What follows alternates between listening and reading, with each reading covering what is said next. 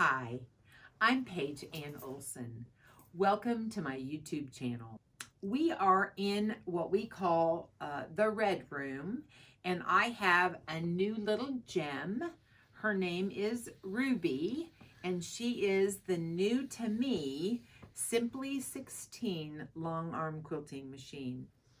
Last couple of videos I was working on my sit-down machine, and that takes a very different skill than using a long arm. My sit-down machine was, the machine was stationary and I moved the fabric. For a long arm, the machine moves and the fabric doesn't because we've got it on a frame. And this is a Studio 2 frame, and it's a 10-foot frame. And I also have a table in the back so I can put pantographs on the back of it. And if you don't know what a pantograph is, it's actually a piece of paper that has a design drawn on it, and you can, following a laser light, you move the back of the machine, and you can actually just do this, and it should give you that design on the front of your quilt. I've actually done one of them, and it's kind of a curvy pantograph. My pantograph, or my design, wasn't quite so curvy. It was a little bit more angular, but you know, I'll practice and get better. But as I'm practicing, I thought it might be fun for you all who are thinking about potentially upgrading, or, you know, thinking about, wow, this might be really fun to do long arming, which it is really fun to do it, except for I'll feel a lot better when I feel proficient, and I'm sure you feel the same way. But it is fun to eat. Just practicing is really fun. So I'm going to show you my practicing, where I do a meander and then I do a few little loops. And I'm going to do a little bit in regulated mode and a little bit in manual mode. And I'll show you how that works. So join me as I practice. So I want to just show you a little bit about my machine and how it works. And I just got this a couple weeks ago, and I really don't know what I'm doing. And it's going to take a lot more practice for me, but I do want to show you a couple things I have learned. So one thing I've learned, and this is just like having a sit-down machine, is before you start, you bring your bobbin thread up, and you just hit your up and down needle. And then I'm going to go ahead and lock this in place. And to do that, you just take your needle and go up and down. I'm going to do like probably 3 times. Be careful not to pull on this extra tail too hard, because the knot will come up to the top, and you don't want that. I am currently in regulated mode, which means that the machine is going to regulate my stitches for me. And if you can see, I have kind of, well, let me show you. I have kind of worked on this already before, and I did some loops yesterday, and it's regulated so you can tell how nice and even those stitches are. And I'm going to do today for you regulated and manual, just so you can kind of see. And you guys are my guinea pigs, because I really don't know what I'm doing. I'm watching a lot of videos myself, a lot of YouTube videos myself, just to play with this. So I'm going to go ahead and do kind of a meander in regulated mode. So let's go ahead and get started. The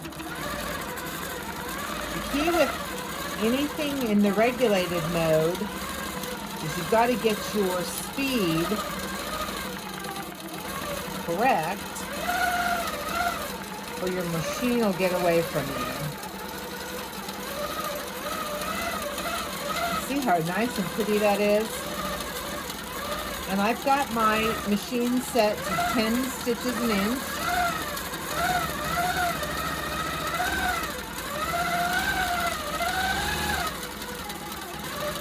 I don't really feel like I have a good, slow yet, but you know, I'll get there. Somebody said, I don't remember who it was, maybe it was Lori Kennedy. She said you need to practice whatever it is you're trying to learn for at least 15 minutes every day. So I've been trying to do that, and obviously it turns into more time. Which is, you know, all good. So I kind of have the meander, or at least I feel like I kind of have. You can make a lot of mistakes with the meander. Like, I feel confident enough in this meander, I could do a whole quilt probably with this. Now I'm going to slow it down a little bit. I'm sorry, not slow it down. I'm going to make them a little bit smaller and see if I have as much luck. You can kind of tell I'm taking a smaller kind of. Well, I'm pretty happy with how the curves are coming out, and you know, the biggest thing I think for me is to just kind of get my rhythm and find what they call that very sweet spot.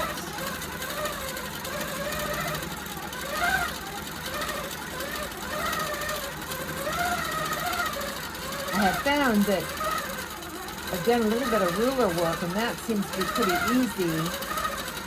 I'm not so terrible at that. But doing these free motion curves is a little bit more difficult.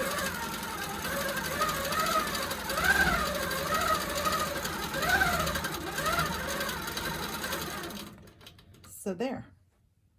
I hope you can see what I've done. And let me see if you can see. I'm not sure. Well, I did make it a little smaller over there. You get too small and it becomes micro quilting. Okay, so I think what I'm going to do now, just show you guys how it's done. Right now you can tell, well, you might not be able to tell. You can see how nicely, evenly spaced those stitches are, because I'm in the regulated mode. So they look really nice. So I'm going to try the manual mode and just show that to you and see what you think about the manual mode. Well, I need to see what I think about the manual mode. And I have my speed set at 550. And here we go. You can even tell the difference in the sound of the machine. So I'm going slower than I was when I was in the regulated mode, and I'm determining kind of the stitch length because I'm in manual mode here. So for me, because I'm a beginner, I actually think that the manual mode is a little easier. To do the regulated is a little bit more difficult for me. All right, I'm going to go ahead and do some loops. My loops are not as good. I need to slow down, I think, a little bit in the manual mode. The key is you can't slow down too much, and the way that you quilt the loops is you go one side and then the opposite side. I'm going to go ahead and just travel. And now my stitches, I'm probably going too fast because my stitches are getting too big. But y'all, you know what? It's really fun. And you could really see how you can get a quilt done very fast using a Longarm quilter. Oops. So now I'm kind of in a place where I'm not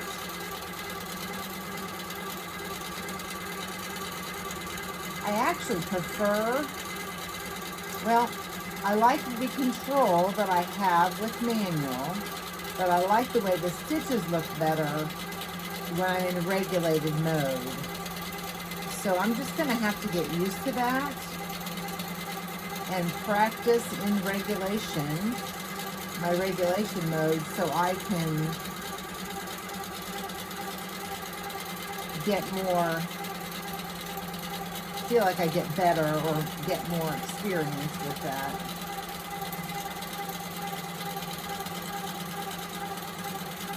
Because I really do like the evenness of the stitches that the regulation mode provides. But there we go. It kind of gives you an idea of both. And it's not terrible. If it was on a quilt that had a pattern, you wouldn't be able to tell how, you know, my bad mistakes. And I didn't start very well when I did the loops here. Oh, here, let me show you. You can see it's kind of, there's spaces like here, and I don't, you know, going across a whole piece of fabric at this point is still kind of a challenge, but I'll get there. So I'm glad you watched this, and I hope you found it fun. That was really fun. I hope y'all enjoyed watching that. And if you did, give me a thumbs up and subscribe to my channel. Leave me a message. And I'll be doing a few more of these, hopefully, when I get a little bit more proficient at it. I'm curious, what's under your needle?